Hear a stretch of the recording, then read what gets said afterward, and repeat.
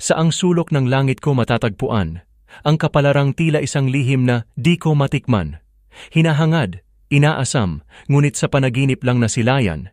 Isang sulyap sa kalawakan, isang ngiting walang bahid dungis, at isang bituing kumikislap, gabay sa tamang landas.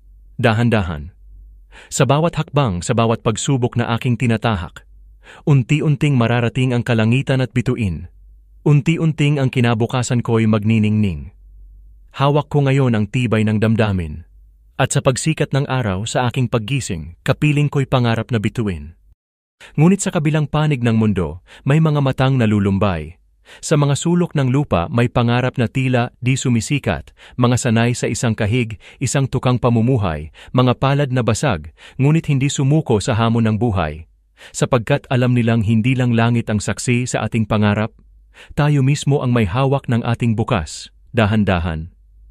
Sa bawat pawis, sa bawat luha, sa bawat hakbang pasulong, unti-unting mararating ang kalangitan at bituin, unti-unting ang kinabukasan natin ay magniningning.